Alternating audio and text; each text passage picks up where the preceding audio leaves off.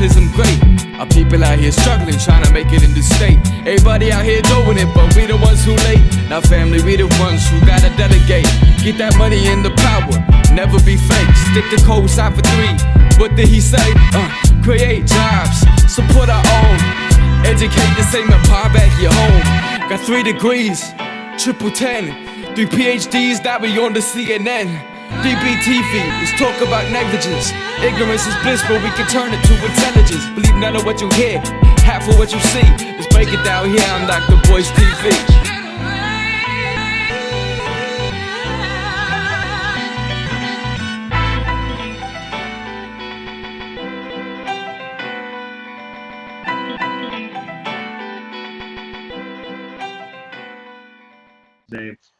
During Powernomics Thursday, we get an opportunity to hear from the one and only and the legendary and the brilliant Dr. Claud Anderson. Dr. Anderson is the author of the books Powernomics, Black Labor, White Wealth, The Black History Reader, and Dirty Little Secrets 1 and 2. And so as I begin the conversation, I'd like to ask Dr. Anderson, how are you doing today, sir? I'm doing a little bit better, Dr. Watkins. I guess I'm improving by millimeters. So hopefully I'll come out of this sometime soon.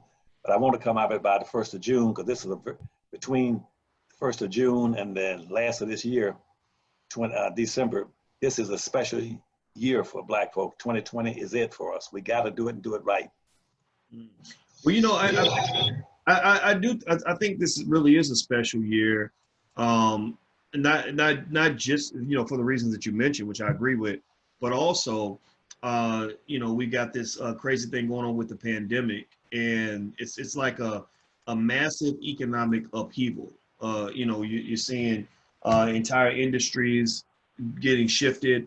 I see a lot of people starting businesses just for survival, mostly digital businesses.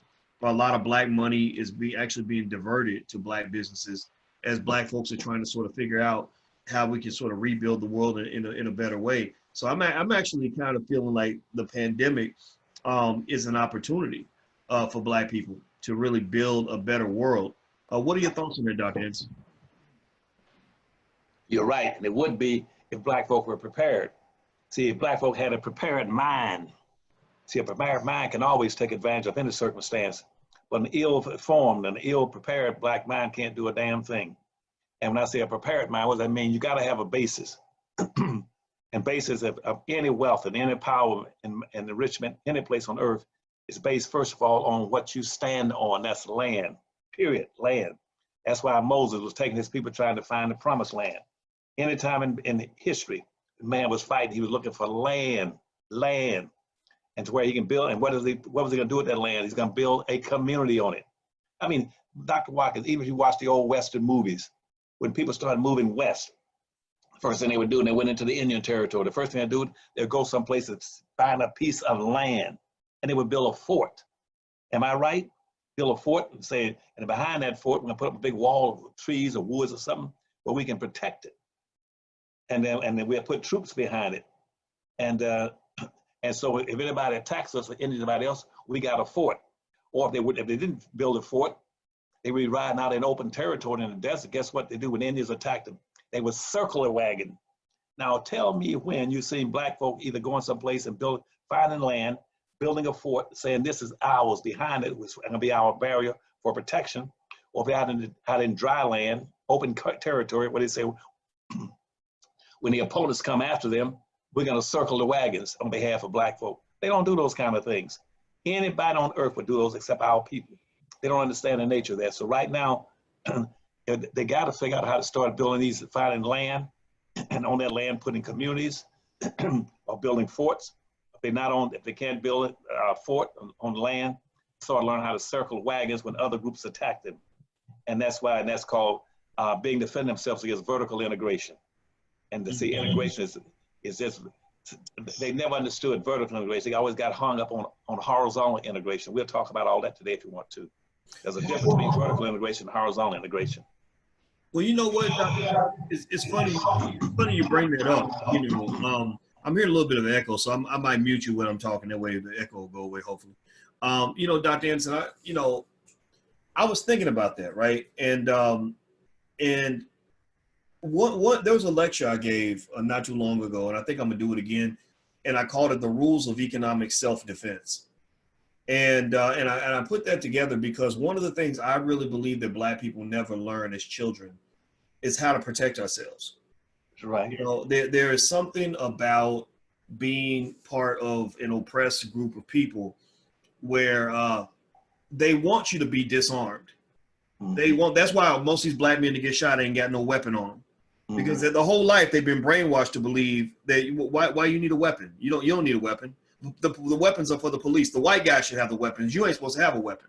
So we're brainwashed into that. And in fact, speaking just on that gun issue, I remember when a member of the Southern Christian Leadership Conference, one of the leadership, he slipped up and in public he said Black people need to start arming ourselves to protect ourselves.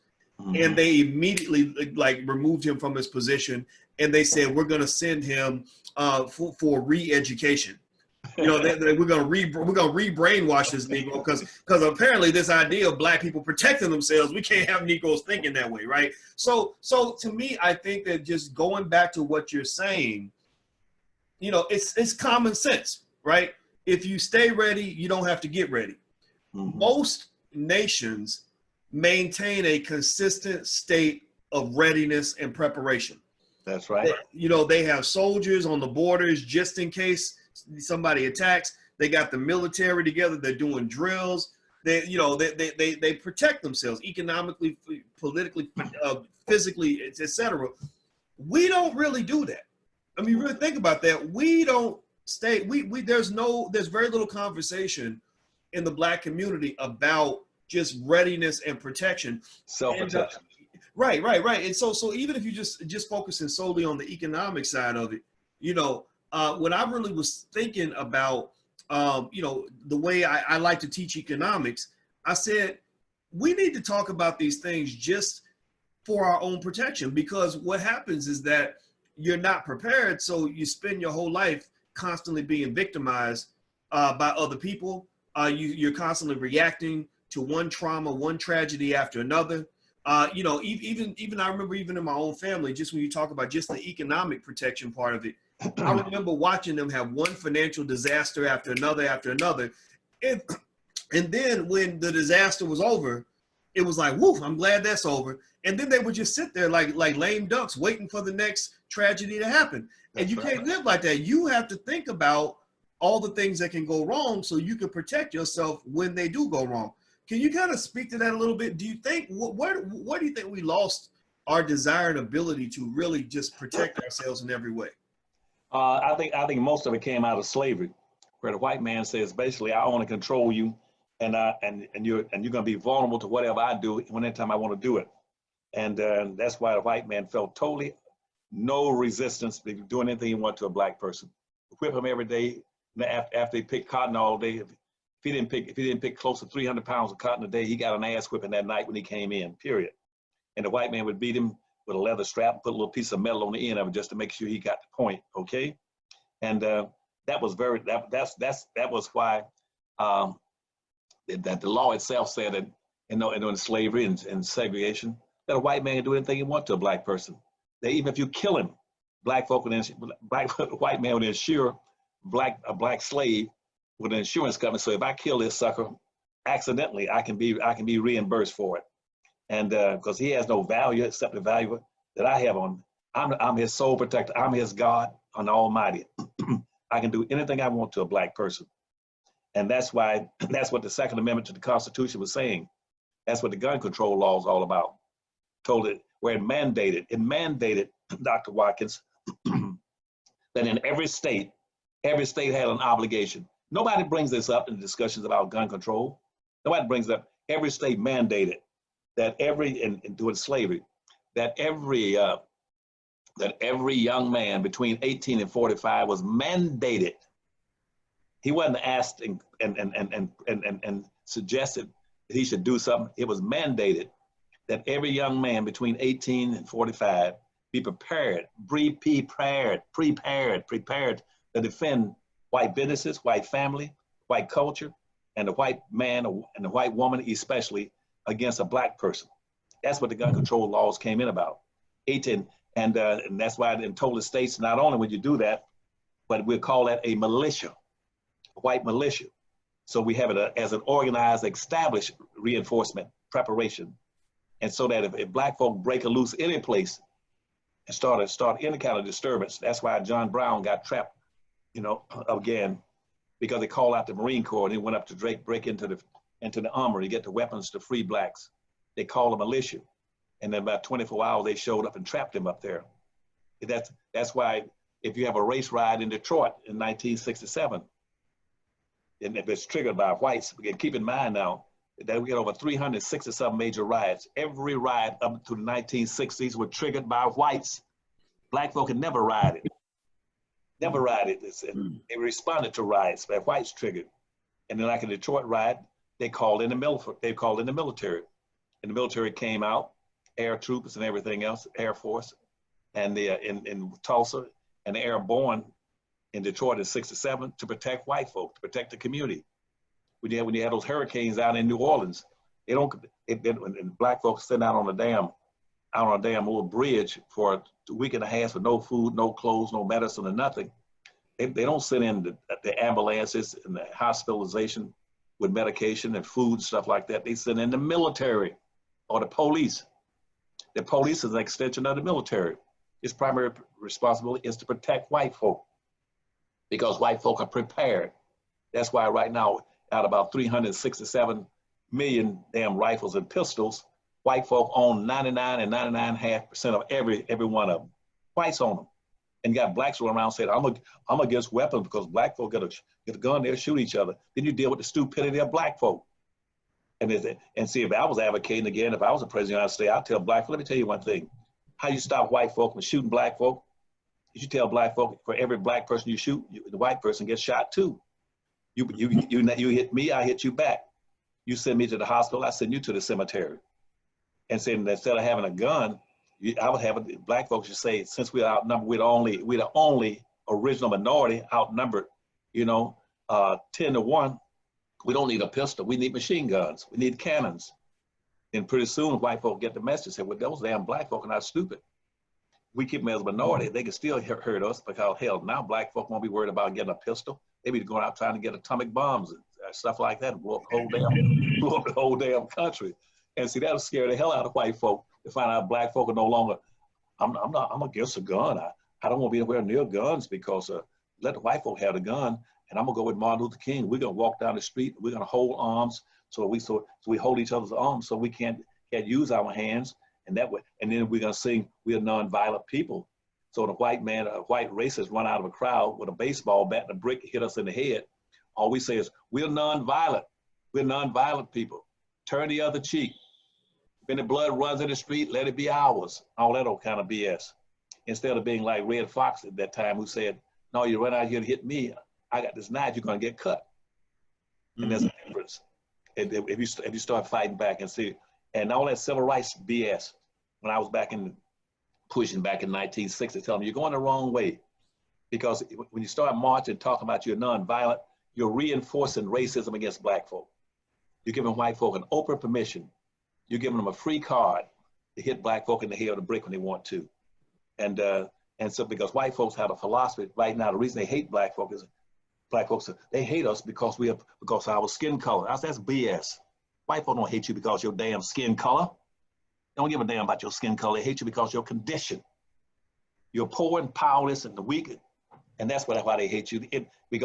Why they keep lynching us? They lynch you because they can. People lynch black folk because they can. That's why in a 10-year period, let's see, between 1980 and let's take a 20-year period between 1980 and 1900. 1880 and 1900. They lynched over 2,800 black men. Why did they lynch them? They didn't lynch them because of their damn skin color. They lynched them because of their condition. You're weak ass people. We can lynch you because we can do it. I can be a policeman and I can shoot a black person because I can. You don't have any wealth. You don't have wealth. The greatest power in this country is wealth power. You don't have any wealth power, so you can't reward me or punish me. I can do anything I want to you, whenever I want to. You can't do anything but march and sing, we shall overcome. And let me conclude, because I always break up and give you these 10-minute lectures. That's okay. Clarence Darrow said the same thing. Everybody tell him it's okay to keep going. Let him know it is okay. Go ahead. Go ahead. See, Clarence Darrow, I'm always proud of Clarence Darrow and Frances Weston that wrote the book. What's the book she wrote? What's the name of her book? You know, in France, she's dead now, though. But anyway, Frances Weston, she had the book. And anyway, I was talking about Clarence Darrow. Clarence Darrow said in about 1930s, about 1933 or 1934. And the Scottsboro boys, you heard about them. Mm-hmm. Okay, they had those 5 boys that white girls didn't even claim it. But white men claimed that those white boys had been in the same boxcar on a train, and they had indulged in sex with white girls, and they had raped them, and they were due to die.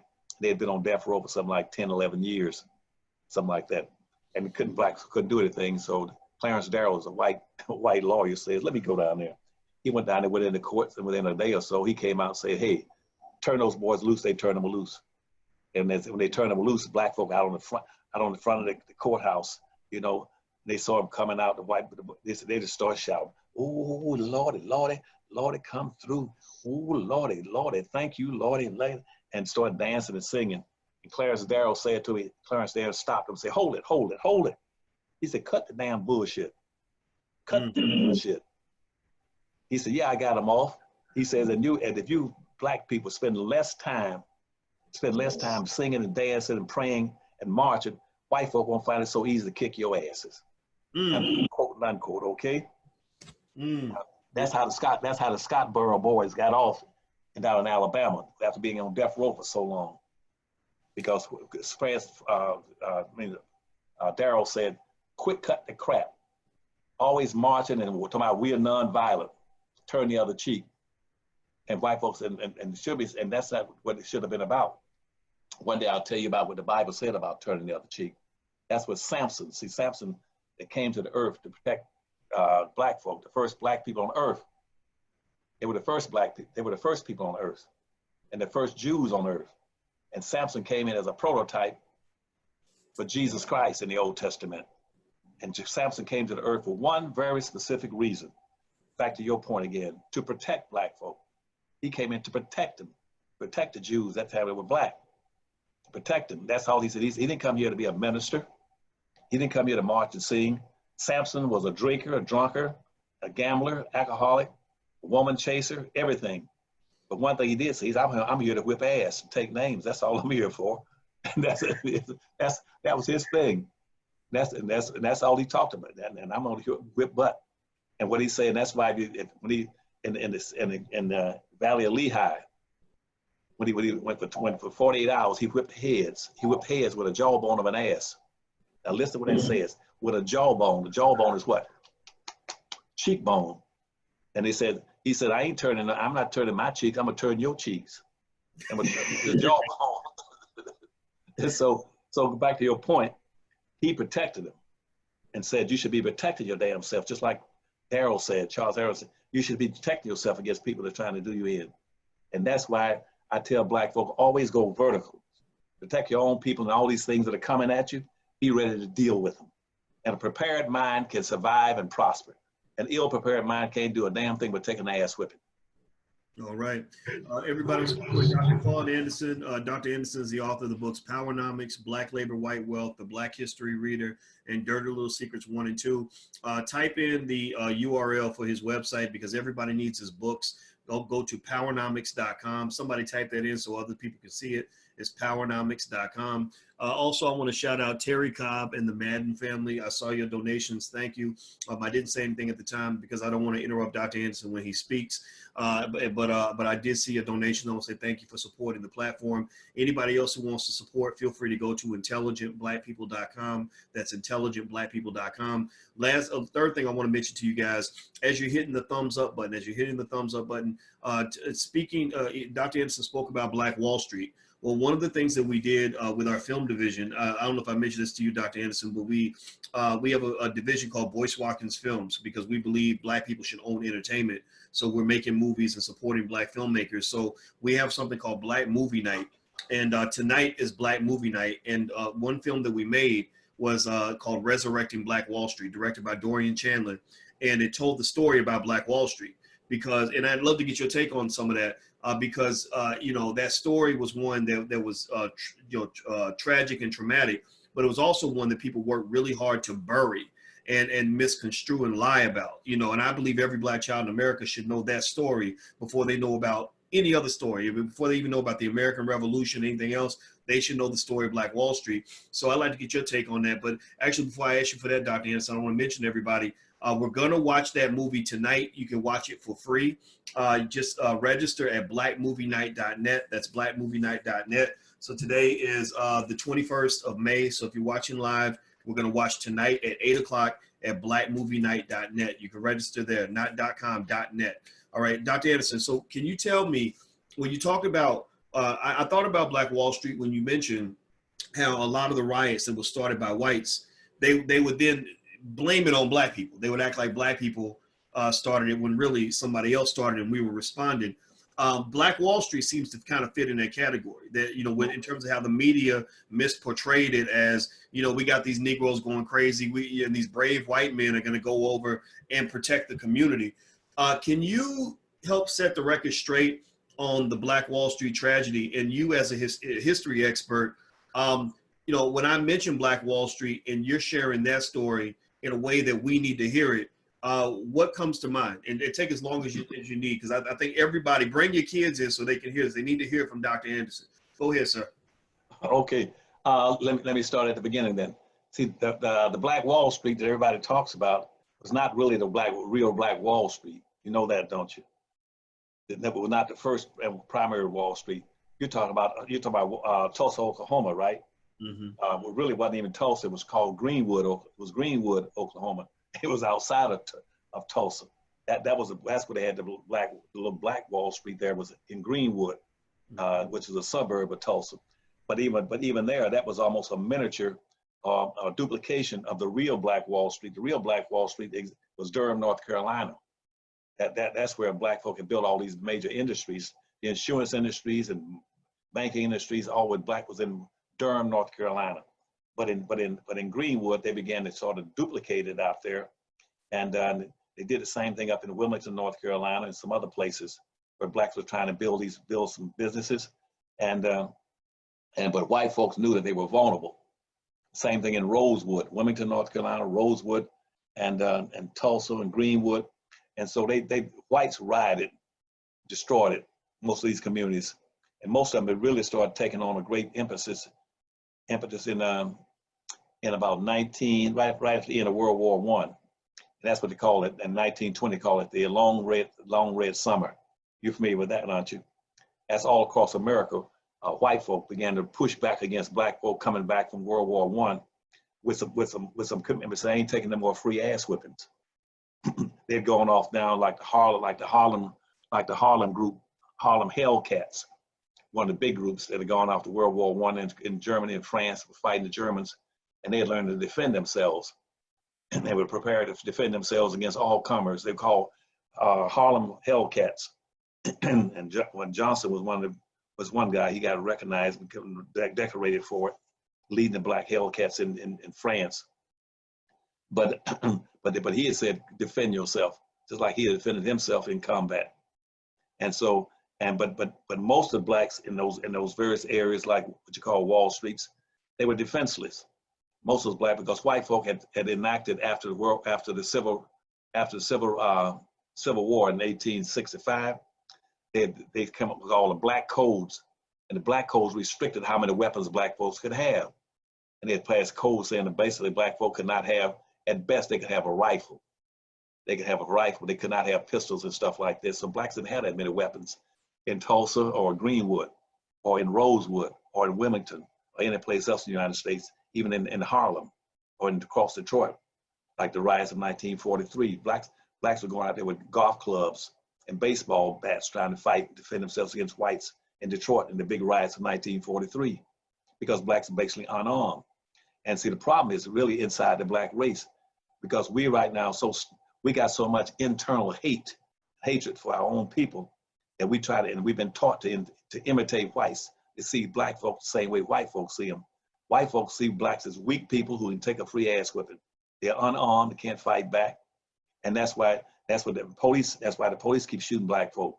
They shoot black folk because they know you're weak and you're unarmed. And so, but they didn't have any black policemen. First black policemen began to show up about 1948, and they showed up in places like Winston-Salem, North Carolina, and other cities. They started putting a few blacks in the police department. But since 1948, this is 2020. That's heading towards 100 years.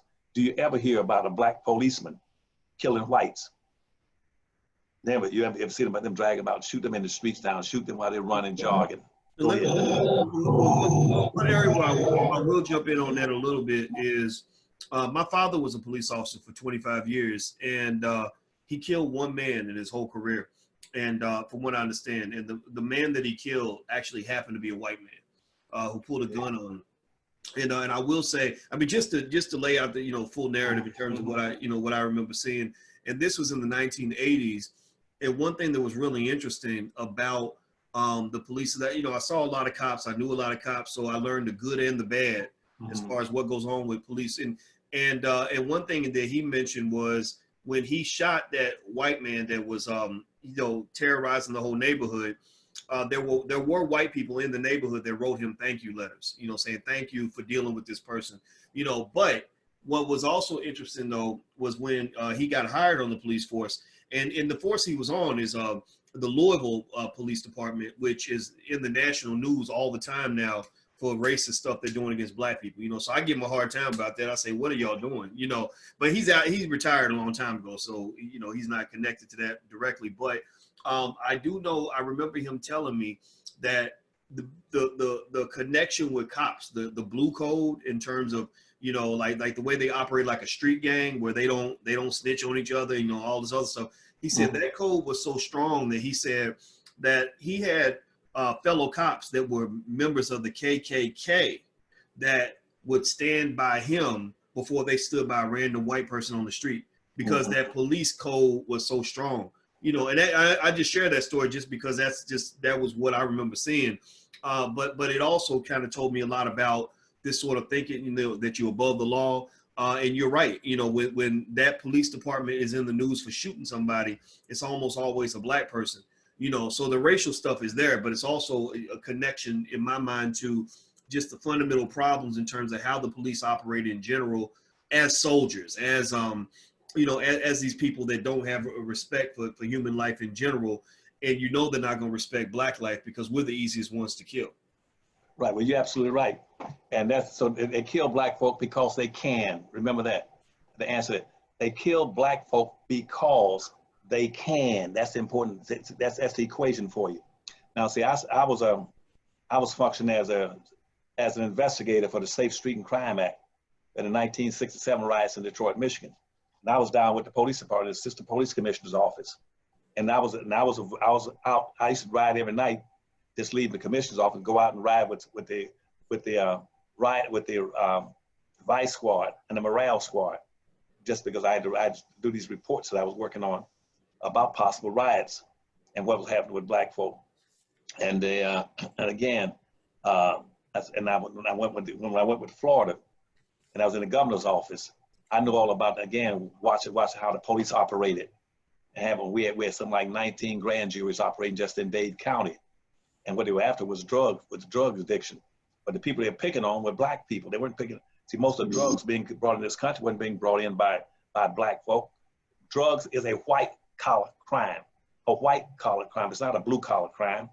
But they made it a blue collar crime so they can get their hands on black folk and shoot a black person, pull a black person off the streets, selling a little bag of crack cocaine with 2 little crown pieces in it, and then they'll shoot him, beat the hell out of him, put him in jail. When we had crack coming into Miami International Airport by aircrafts every damn day, black unmarked airplanes being flown into Miami Airport and parked on the north side of the airport down there. Then they would use black baggage handlers in Miami to go out there and unload the damn crack cocaine. Then they had Sunrise Bank down on Biscayne Boulevard that had a $34 million revolving loan fund to launder the damn money. So for Cubans down in there, the money was coming in because of the Cubans that had poured into Miami. So they were operating.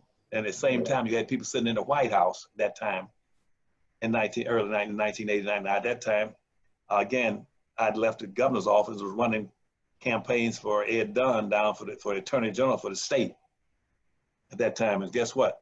That damn drugs coming in. That's how Ollie North got involved in that. Ollie North at Hassenfoot and Secord. He got shot down flying in drugs, trying to get it into the damn country. Everybody keep talking about drugs coming in from Mexico. What did those damn drugs coming in like that from Mexico? It was coming in by Cubans when they began to come into the country. And then it was a white collar crime.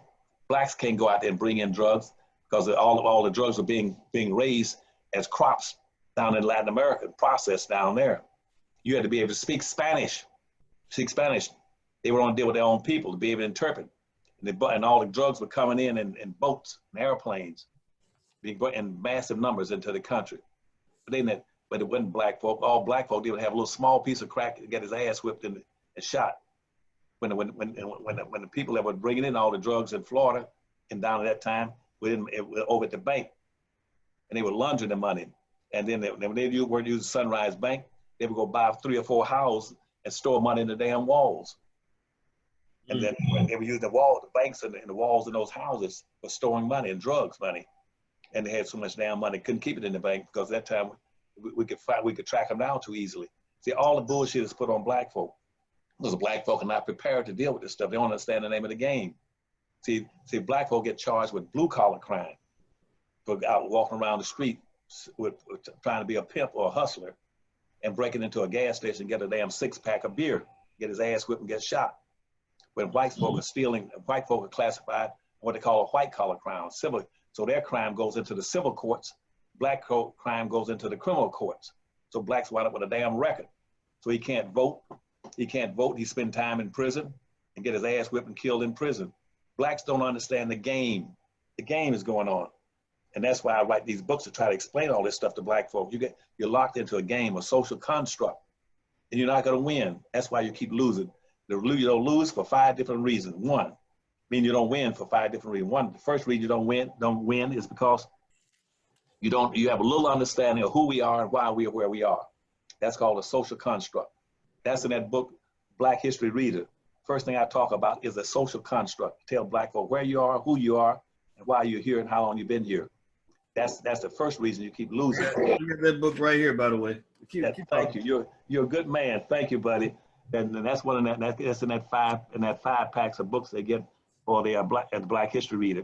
That's when the first one they should read. Then go back to the Black Labor White Wealth, and that tells you exactly why you don't own a damn thing. You have no power, no resources.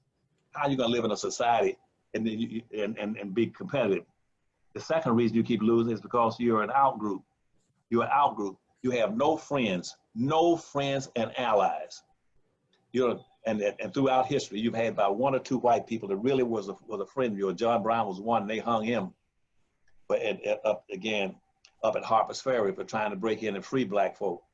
So that's the second reason. You have no allies and no friends. So that's why in that chart I told you on page 56. The chart. Let me see. I'm gonna try to pull that up on the screen. And everybody who's watching on Instagram, by the way, my Instagram's The Real Boyce Watkins if you want to follow on Instagram. If you guys on Instagram want to see what's on the screen, then you can go to drboycetv.com. Yeah, Dr. Anderson, I got that image right here. I took a picture of it on my phone. So what I'm gonna do is I'm gonna share it so everybody watching on YouTube will be able to see it. You can talk us through it. Like I said, everybody on Instagram, if you want to see it, just go to drboycetv.com. And I'm gonna pull this up on the screen. Yeah, I hope y'all can excuse my big finger on the image. And that was me trying to find a quick solution. So I took a picture on my phone. So, but go ahead, Dr. Anderson. So what are we looking at here? Right. So you see that. So in our society, what I try to tell blacks in all my books, that's why the Powernomics principles. And then they ask you, what is a Powernomics concept?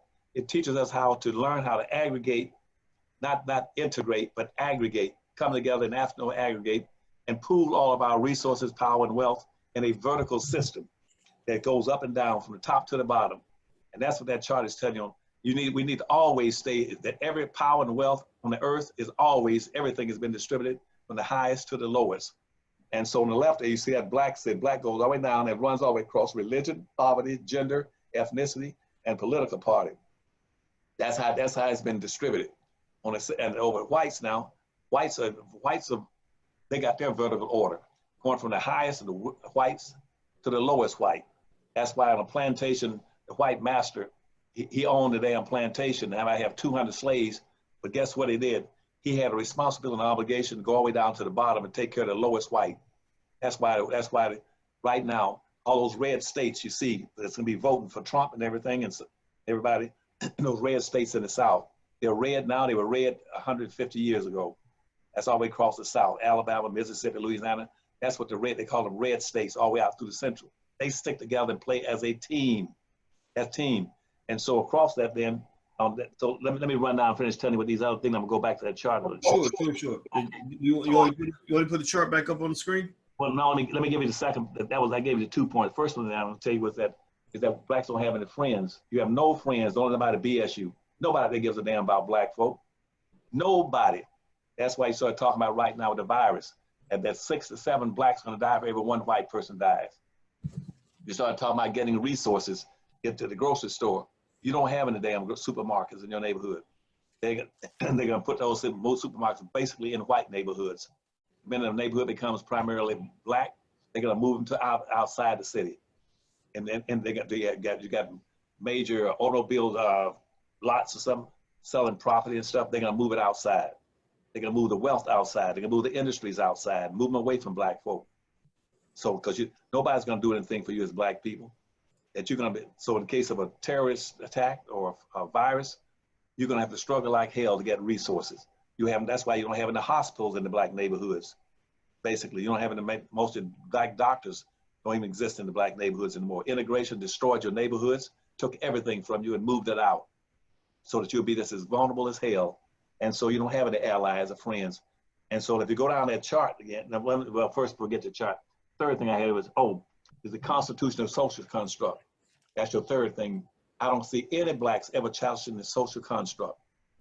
They never challenge that social construct. What is the social construct? That's the United States Constitution. It was put in place in 1789. It says that how you will be defined and viewed and treated.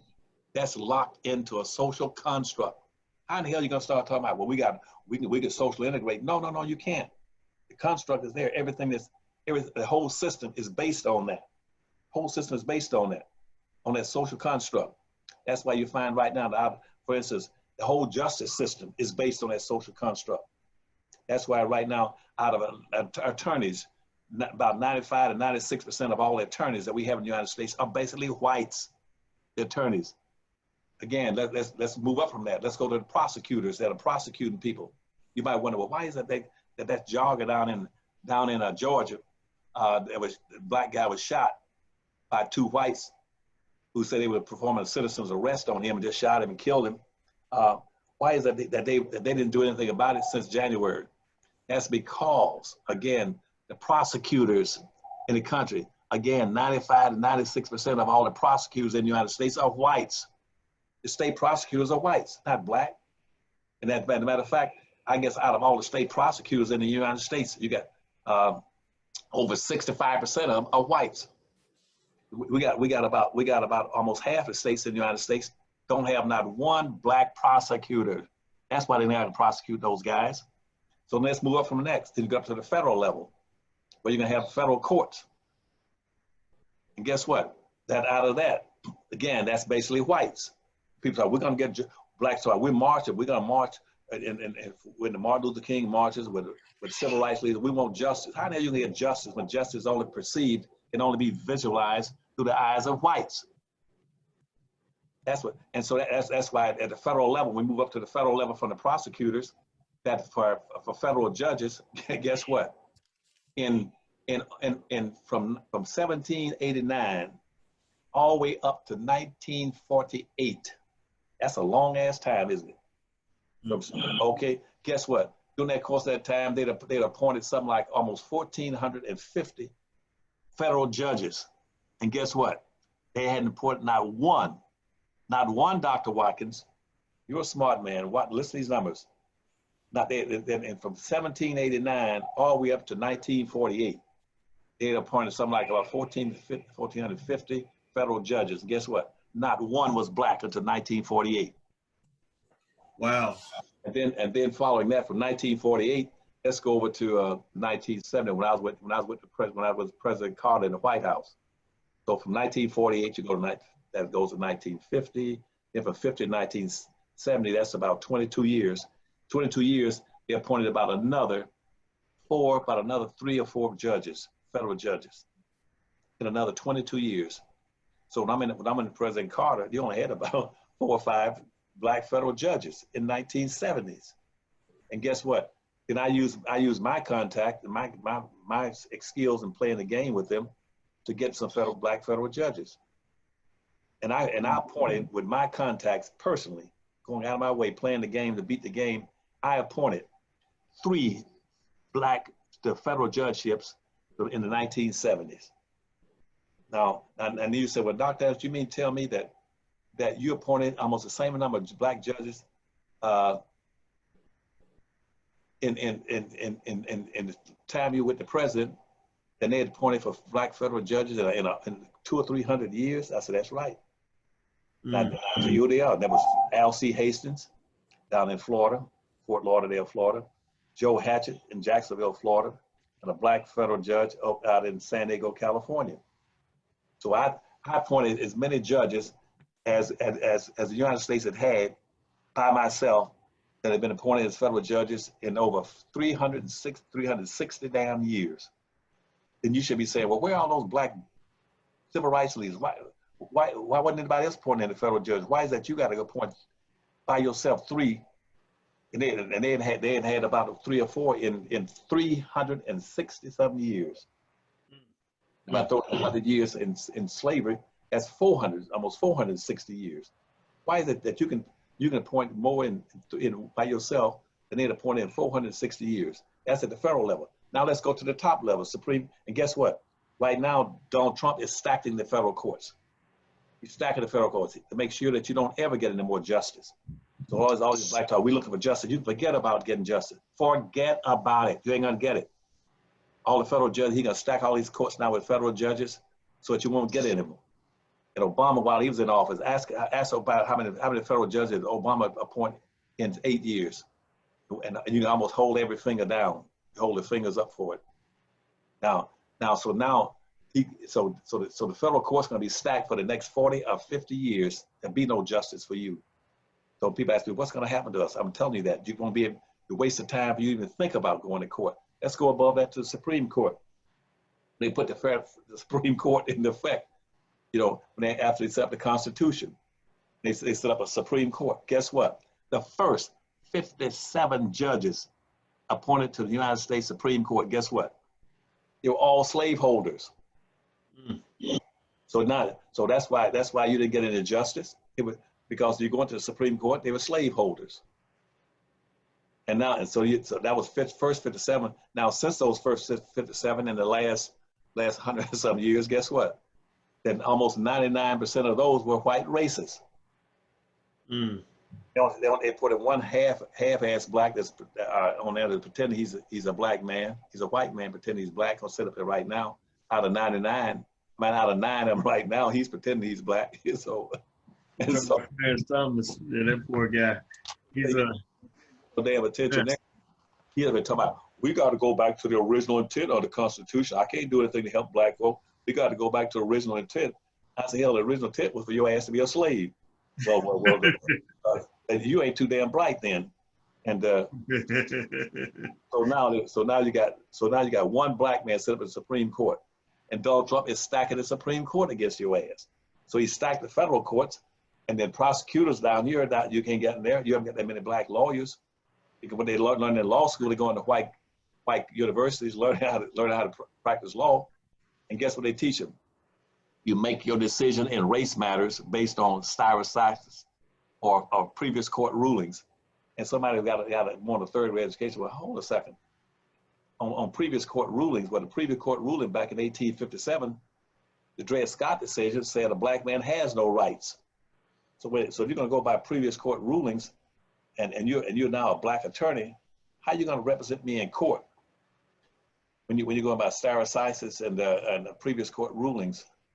Wait a minute, that doesn't make any sense.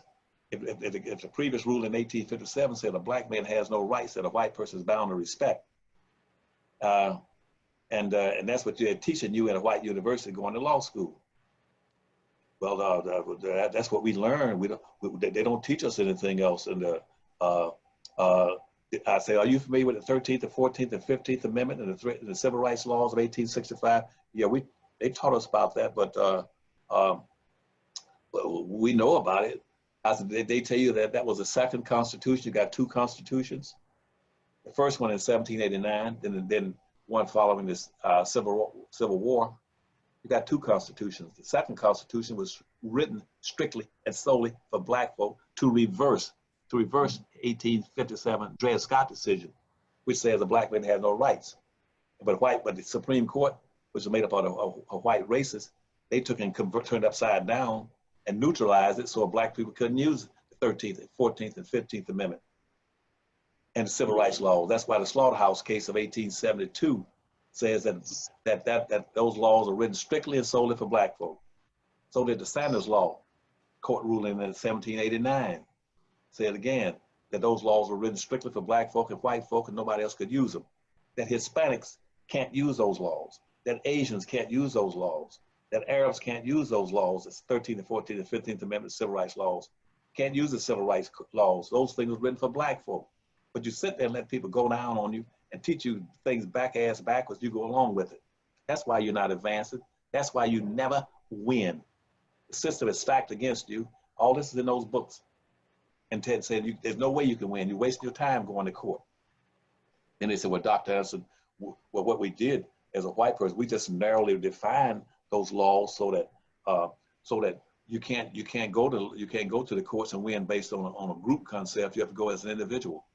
I said, that's the stuff you all started in 1870, when the first black folk got a job, saying that a black person cannot go to court if he gets into elected office or take a position as an elected official based on anything based on groupism. Secondly, it must be based on individualism. And thirdly, you cannot talk about race matters. And fourthly, you cannot hold white folks accountable for what they did to you during slavery. They put all this into effect. And now these blacks go to law school. They don't understand this. They don't do a damn thing about it. They go there and try to represent black people in court using the laws that white folk had taught them in a white law school. That's why Obama, he taught constitutional law. He must have been sitting out on the parade ground teaching it. Well, everybody, in case you just came in, I assume you know who you're listening to, but I want to make sure everybody knows. This is Dr. Claud Anderson. He's the author of, and I want you to go to his website and take a look at his books. You got your kids at home. This is our opportunity to take over the educational process. Stop waiting for white folks to educate your kids. That's your job. You got everything you need. We're both professors. There are lots of other professors out here that can teach you at a far higher level and teach your children how to be black and how to be strong and how to be safe and how to prosper in a world that's stacked against them. So a good place to go to get educational resources for your children is Powernomics.com. That's Powernomics.com. You can find all of Dr. Anderson's books. You can get all 5 books and a DVD in his library pack for just $99. So $99, which is less than the amount of money some people spend when they go out to a club, or when you went to go see the movie The Black Panther and you took your family out to dinner. You might have spent that much money in one night, but this will change your whole life because he doesn't just teach you economics, but it teaches you history. And the only way to understand how to survive in America as a black person is to know the history in terms of how they see you, how we got to where we are right now. That's why you keep losing. That's why you're so confused, is because they don't want you to know your history. They don't want you to know all the things that happened before you got here. Dr. Anderson is the key to understanding these things, and he's put these ideas in great books that you should take a look at. And Dr. Anderson, if you don't mind, I want to take a moment to acknowledge everybody who was giving money in the chat. I don't speak when Dr. Anderson's speaking, just so y'all know. So that's why I didn't say anything. But Kathy Dean, Leon Harris, Jerry Meyer from Jerry Meyer Fashion Entertainment, Steve Cox, Denise Arrington, Cheryl Branch. She has a new book coming out called Seeking Insulin. Thank you, Cheryl and Louise. I want to say thank you all for making donations in the chat. The money will be put to good use. because we're seeking to control as much of Black media as we possibly can. And speaking of the control of Black media, a free service we have tonight is Black Movie Night. And that's your chance to support Black filmmakers and Black-owned films that are coming right out of your community. The film tonight is Resurrecting Black Wall Street, The Blueprint, directed by Dorian Chandler, an award-winning director out of the Bronx. And we're going to watch it tonight at 8 o'clock. If you'd like to register, go to blackmovienight.net. That's blackmovienight.net. And Dr. Anderson, before I let you get the last word, I'm also mentioning, I see iwantamask.com. iwantamask.com. It looks like he made a donation, and he's selling those ugly masks that you got to wear when you go to the grocery store. But the good was the KN95 mask. So buy you some Black-owned masks. So go to iwantamask.com, and you can actually use the code Dr. Boyce, one word, to get 30% off. So he set that up. I've never met the brother, but he's in the chat on a regular basis, and I support Black business. So go take a look at iwantamask.com. So Dr. Anderson, did you have any parting words for us today before we go out here and do what we got to do? Yeah, let me finish and give me those 5 points. So first thing I said was that we don't understand where we are and how we got there. And you marked that down. That's your first point, why we keep losing. Keep losing because we don't understand these issues. That's why I wrote Black Labor, White Wealth, to show you why. Whites got all the wealth. You Black labor, when you did the work, they got the money and the resources. Slavery systematically maldistributed 100% of all this nation's wealth, income, resources, power, privileges, rights, controls of all levels of governments into the hands of the dominant white society. That's why white folk wind up owning, controlling 99% of everything. And that was during slavery. Right now it's down to 87%. 87% of everything that a white person needs to survive, he gets it at birth because it's in his culture, in his family, in his communities, in his school, in his university, in his banks, is in his family, and he inherited it. Anytime a white person can look around, walk the streets, and pick up 87% of what he needs, there's nothing in the Black community, period. Because a Black child is born in just the opposite. When a Black child is born, he's born in a situation that's been socially integrated. There's nothing in there. Everything has been stripped out and moved and relocated into white communities. All our businesses are gone. Our Black leadership is gone. Our culture is gone. Our history is gone. Our leadership is gone. Our schools are gone. Everything has been converted over for benefits of whites. There's nothing there to transfer in. So we don't know where we are and then how we got there, because they haven't read those 5 books for Powernomics, Black Labor, White Powernomics, Black Labor, White Wealth. That's two dirty little secrets books with over 1,000 little short stories showing you what Blacks have done and never got credit for it. And the last one, again, it was a Black History Reader, 101 questions that you never thought to ask. So that was the 2 of them. Now the third one, the reason we keep losing, is that nobody, not even the Black lawyers or anybody else or judges, would challenge the social construct. They don't challenge the Constitution. That we're talking about. We got constitutional rights for this. You don't have any constitutional rights, period, as a Black person. You didn't have them in the first Constitution, because the first Constitution in 1789, that's strictly an affirmative action plan for whites to make sure anybody who's classified as whites can get everything they want when they come in this country. That's why when these immigrants come in the country, they immediately classified as whites. Hispanics right now were whites up until 1970, and all of a sudden they said they're going to give. If Anderson's going to write an affirmative action plan, which I did, I wrote an affirmative action plan starting in 1970, and when they saw that, they said, well, maybe we can also be Hispanics, and even though we were descendants of slaveholders, maybe we can get classified as being a minority, and we can be equal to Black folk. That way, every time somebody proposes something, they say, let's do something not for Blacks, let's do it for Blacks and Browns, or let's do it for Blacks and women, or let's do it for Blacks and gays, or let's do it for Blacks and poor people, any kind of BS. Because they just dilute it down because they don't attack the Constitution. The second Constitution was Black folk, and that was in after following the Civil War, and that's been corrupted. Everything in it was corrupted and neutralized so that Black folk can't use it. That's why the Black folk can't use the 14th Amendment. That's why they can't use because the Dred Scott decision has never been reversed. The point of the 13th, 14th, and 15th Amendment was to reverse the Dred Scott decision. But when the courts neutralized it, you still under the Dred Scott decision. Blacks like to ask me, what are we going to get after the virus is gone? You're going to get the same screwing you've been getting, because nobody's corrected it now. They've neutralized the 13th, 14th, and 15th Amendment where everybody could use it. They ignore the Dred, they ignore everything was written for the original intent of helping black folk. So that was two things. The third thing is that we don't challenge the Constitution. The fourth thing that we don't do, we should be doing, is we have a lack of social cohesiveness. Fourth thing, you have no social cohesiveness. You've been taught to love everybody, to love the world, to try to save everybody, put your interests last. And see, now all the civil rights leaders have been pushing that bull on black folks now since the 1960s. We got to care about all people. No, you don't. You don't have to care about all people. And so that was the fourth one. And I guess I had one guy that in California once. After I finished giving a speech, one lady got up and said, Dr. Anderson, she said, I just want you to know, I like everything you say except one thing. I don't like when you say we have to be concerned primarily, have a self-interest, look out for ourselves first. I don't like that. And she says, because that's not what God, that's not what the Bible teaches us. The Bible teaches us we got to be concerned about everybody. We got to fight for everybody. We got to love everybody. We got to care about everybody.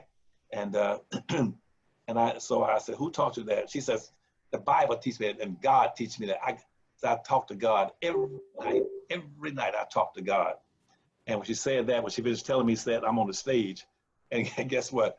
This guy, I love it for it. He jumped up, a little small man, and says, Dr. Anderson, let me respond to that lady. And he asked us, lady, let me ask you one thing. He says, now, you say God teaches you this? She said, yeah. He said, when you talk to God, he said, I talk to him every night. He says, good. He said, I talked to him this morning. He said, don't listen to that shit you come here talking about. He says, I talk to him every morning. He tells me, forget that crap you talking about. And so I could have said that better. And so the last fifth point is that we don't have, not only we don't have a social cohesiveness that was taken from us during slavery, but we were taught not to hang together as a group, but to hate each other, have self-hate, and to hate other black folk. If you're gonna do any shooting, if white folk are shooting black folk, you shoot them too. And but the fifth point was that we're the only people that have been taught to practice capitalism without capital. And so consequently, we were taught that having money and capital was bad, and that you got to stay away from capital. They squeeze things out of the Bible and misinterpret them, because we got a lot of ministers don't know the Bible, even though they sit up preaching every Sunday, talking about we got to be against money because a rich man got the chance of a camel going through the head of a needle and all this kind of stuff. If he's rich, money is bad. Don't worry about money. There's nothing wrong with money. We don't have any capital. Without capital, we cannot punish nor reward people that do us in. And that's why we got to stop spending our money. We got a 1.2 or 1.3 trillion dollars worth of disposable annual income. We give it all away. We got to start practicing capitalism.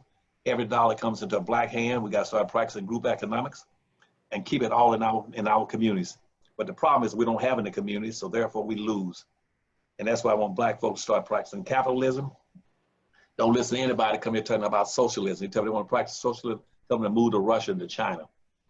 But right now in America is a capitalist society and a capitalist democracy. Practice capitalism. Keep your money in your own communities. Build your own communities. And in that communities, once you build these black communities, and right now, this is a year of reckoning. From between June, another 2 weeks, and November, all you're going to hear me talk about is a reckoning. Reckoning means an accounting. White folk owe us, and we're going to start holding them accountable for all these 460 years of what they've done to us, period. We're going to be looking for recognition, appreciation, and reparations. And we're going to be starting that, and right now I'm working on that. I'm going to try to see if we can go back and rebuild a black business district in the United States. Starting with that, and right now I think one of the ideal places to do it would begin to still be Detroit, and to build a black business district there, because I had that whole system laid out in about 120-page plan for starting with Detroit. But I want every black neighborhood to move from being a neighborhood. A neighborhood is useless and start becoming a community. Build a community, and in that community, that's where you store your wealth, your resources, your privileges, your rights, your income, your taxes, your jobs, your employment. Everything, their products and your services and your goods are stored in your communities. And once you build these communities, and then you put a sense of community over it to protect you, so people can't come in there and dump garbage and prostitute your women and sell drugs to your kids. And so we're gonna be working on that. And you're gonna be talking about a year of reckoning. This is coming up. And I want you all to start hanging together as a group, buy those books and read them, and don't just buy them. If you don't have those 5 books in your home or in your school library, then you don't have a home library, nor do you have a school library. You have nothing. Get those 5 books and start reading them. We're gonna have a reckoning between now and that's why I go down this chart I just told you about, right here. Let me close with this now again. Can you put it up? Let me close with it. Yep.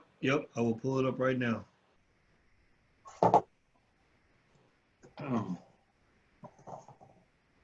There you go.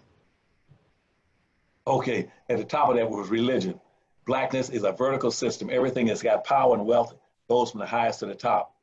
That's why God's on high and the devil is low, because that's how the power is distributed. Power and enrichment, everything of value should be from the top going to the bottom. That's why on the left-hand side of that chart, it's got blacks at the top, going over to the bottom. If it was talking about religion, it should be God on high and devil low. You start talking about power and resources in a physical geographical term, it's mountains high and valleys low. So religion, do not place your religion over the importance of being vertical. See, we got a lot of people right now, they place more importance on vertical, on religion than on blackness. And that's a mistake. You see over on the white side, whites go horizontal because they stick together. They don't place their religion. That's why Jews right now, Jews might be in the minority, but they're white. That's why they accepted whatever whites. They're whites, Jews. That's why we fight for Israel on the right-hand side. That's horizontal. Like down next to down poverty, white on poverty. Don't spend all your time talking about trying to help poor people. You cannot correct poverty on this earth. But that's why the Bible says the poor will always be with us. If you want to correct something, you got to have money and resources. You cannot eradicate poverty. What you want, poverty is a ditch. Don't worry about closing up the ditch. Just try to get black folk out of it by getting some wealth and resources, then go back and get black folk out of it and use those resources to do it. Don't try to become a black multi-millionaire, a billionaire, then spend it all on yourself, playing games talking about religion or trying to eradicate poverty. We eradicate poverty by trying to get blacks out of it. Leave poverty alone. Leave poverty alone, just get blacks out. Next to this gender going down, a lot of black folks place it more important on what gender they belong. I'm a female, I'm a black female, so I'm identify with the white woman before I identify with black folk. And that is a silly issue. That's women might have a headache with some discrimination on gender, but that's like, but comparing gender with racism, it's like comparing a headache with cancer. It might be a headache being a woman, but it's cancerous being black. Don't get hung up on this stuff about ethnicity, where you start identifying, we are people of color. And that means that everybody, even poor whites, got color. We're with Muslims because they got color. We're with Hispanics because they got color. Stay out of the ethnicity bag. Stay out of that bag and put your blackness first before everything. And the same thing with the last one on political parties. Don't be trying to hook up and place it on a great importance of, well, I'm a Democrat or I'm a Republican. Who gives a damn? You should be placing your priority be, what does it do for black folk? If they neither one is doing a damn thing for black folk, get out of them. Become an independent. 67% of all the people in America are independents. They don't belong to either one of the parties.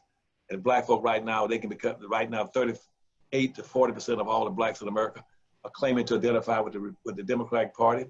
The Democratic Party is not going to tell you what they're going to do specifically and solely and guarantee it for black folk in this upcoming election in November. Get the hell out of the Democratic Party. Don't listen to any politician you see on TV telling you to go join a political party that's promised you nothing. They promise you nothing, that's exactly what the hell you're going to get. Don't vote for somebody based on a political party. Vote for whoever promises the most and delivers to black folk. That's so necessary. Form your own party. Form a black party, period. Form a black party and say we will vote as a block. But that's 46 million strong for whichever party would promise and delivers. Don't run into candidates. Do not run into candidates because you're this country's original minority. You're this country's only political minority. You're this country's permanent underclass. Vote as a block for what party promises the most and delivers the most. And right now, you know Trump has told you that already. He said you ain't got a damn thing to lose by voting for me because I ain't gonna do a damn thing for you. Nobody else will either. And Trump is looking for 20% of the black vote. Since 1950, the Republican Party has never gotten more than 2%. This last election, Trump got 9%. Now he wants to double that and get 20%. Do not do it unless he say, look, go talk to Anderson. Anderson got 15 things that I would tell the Democratic Party and the Republican Party. Here's what I want for black vote. You deliver those things, so I gotta help you get the black vote. But if you don't do that, I'm not gonna help you. And people say, Dr. Anderson, aren't you suppressing the black vote? No, I'm not suppressing the black vote. The United States Constitution suppresses the black vote. Wake up, stupid. The Constitution, the first Constitution suppressed your black vote. The theft of the Civil Rights Movement suppressed the black vote. Again, right now, putting weak blacks in positions of authority, putting them in office, suppresses the black vote. That's what suppresses your black vote. You haven't got a black vote. Your vote is useless because right now you're the permanent minority. Bringing in something like 60 million illegal immigrants into the country, suppress the black vote. Hispanics now outnumber you. And so on a scale of 10, that you're 10 people in 10 groups in this country ethnically outnumber you. Your vote doesn't count. Because right now, there's 9 to 10 groups that are voting against black folk. They don't need your vote. The only time your vote is power when you vote as a block and you build your own communities and you got money to back it up. That's how you vote. Play the game and win. And that's why we don't win. That's why we keep losing. And I want to run through those 5 points with you. Dr. Watkins, tell you why we keep losing, okay? We don't play to win. We play to get along and be liked. I want white folks to like me. That's why I want social integration, so they'll like me. Let me come to their school, go in their neighborhoods. Let me go into their restaurants. Even if they spit in the food, let me go in there. That food sure tastes good when they spit in it. Y'all that kind of thing. Good luck to you, buddy. Well, you know what? I tell you what, I agree with you. I'm not trying to play the game to tie. I believe in playing the game to win. And if everybody agrees, put your hashtag B1 in the chat. Hashtag B1 means that you agree with us that black people should come first, that our community comes first. Use that hashtag everywhere you're on social media. Hashtag B1 because we have to have that conversation, which is a self-esteem conversation. We got to learn to love ourselves. And that's why I love Dr. Anderson. That's why I love you, because you are reminding people that it's okay for black people to love black people and to show that with your action. And love is not just a feeling. Love is an action. Love is a verb. So never listen to somebody who says they love you, but then they act like they hate you. And so some black folks are like that. They say they love black people, but then they act like they hate black people, and we can't have that. Also, I want to make sure I mention this. As you hit the thumbs up button, please, everybody, please hit the thumbs up button. We want everybody to see this video. Give us a commitment in the chat that you will take this link to this conversation and you will share it on your social media. We need you to be part of our distribution process. Share it with your family. Share it with all the backward Negroes who don't know history. This is your university. You are in college right now. You can't tell me this wasn't one of the best master lectures you've ever heard. If you went to college, you know this is better than any of those professors that you heard feeding you a bunch of bullshit. So share this with everybody that you know. Put it on your social media. Also, I want to mention, I want to give a special thank you to drummer Teresa Barnett, Jason Young, Jamara Nelson, Plukas 21, and Yellow Fuzz. I saw you all donate in the chat. And also I see Jerry Meyer. I see your donation you just made. He's donating in pounds or in euros. So I think Jerry's all the way over in Europe. So God bless you over there. And last but not least, I'm going to mention 2 more things. One, Powernomics.com is where you can go take a look at Dr. Anderson's books. This is the perfect time for you as a family to own the education of your family and education of your children. So Powernomics is the place to start. Most important books you'll ever read. The Black History Reader is the best Black history book that's out there, better than anything you'll find in school. So read this because this will fill in all the blanks, all the stuff that they don't tell you that stuff is in here. This is what he's the keeper of the secrets, basically. And then Powernomics will help him put together action plans that can be applied on a community level and a family level. So go to powernomics.com. That's powernomics.com. Last but not least, before I say goodbye to my friend Dr. Anderson, I want to remind everybody tonight we're watching The Resurrecting Black Wall Street, the Blueprint, directed by Dorian Chandler, for Black Movie Night. If you want to come in 8 o'clock tonight, register at blackmovienight.net. That's blackmovienight.net. Dr. Anderson, we're building this movie industry. We're building this entertainment industry. We are connected with hundreds of Black filmmakers and directors and producers all over the world, actors and actresses. As soon as the pandemic's over, we're actually going to start getting studios and shooting more films and stuff like that. We've made some movies, and it's really working. You know, the community's behind it. Every Black movie night we have, Dr. Anderson, thousands of people show up. The Zoom room only holds 3,000 people, and we fill it up in the first 3 minutes. You know, so what we're trying to do, Dr. Anderson, is we're trying to basically control the production of Black films, the distribution of Black films, getting it to the audience, and then the monetization of Black films, meaning getting the audience on board to support the films that they believe in that come out of their community. And that way you create an ecosystem so that the money's flowing within the Black community. So that's what we're doing. And we want to do it better than the Jewish community did when they built Hollywood. We want to build something better. So that's what we're doing, and it's working really well. I'll let you get the last word. Okay, well, thank you. And I hope those charts that I showed you weren't too complicated and didn't confuse them. And the reason I had those X's on that shows the only time that a Black person can profit from religion is if that religion is being acted upon. If you're going to be a Muslim, or Protestant or Catholic or whatever it is, then you miss the Blackness. Okay, always put your Blackness first.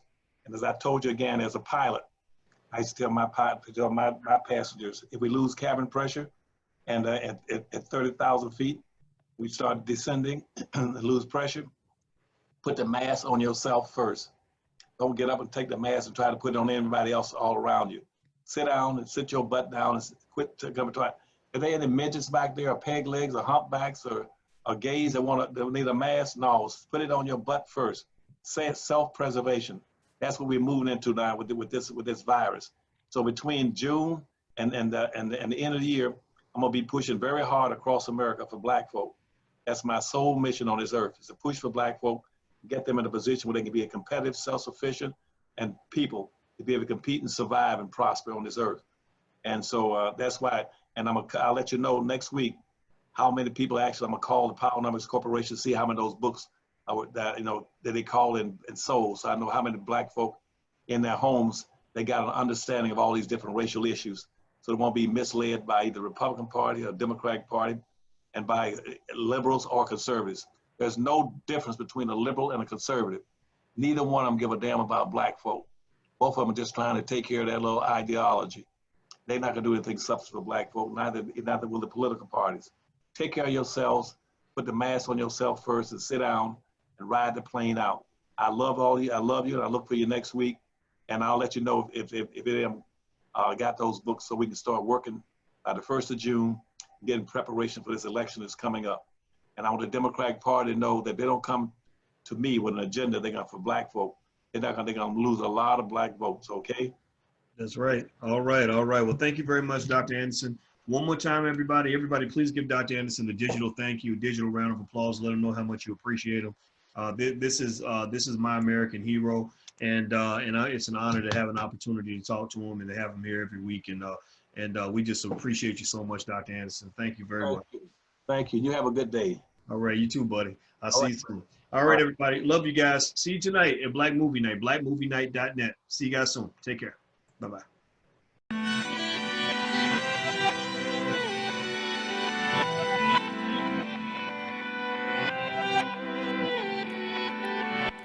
Here we are, clan the isms, cataclysm great. Our people out here struggling, trying to make it in this state. Everybody out here doing it, but we the ones who late. Now family, we the ones who gotta delegate. Get that money in the power, never be fake. Stick to code, side for 3. What did he say? Create jobs, support our own.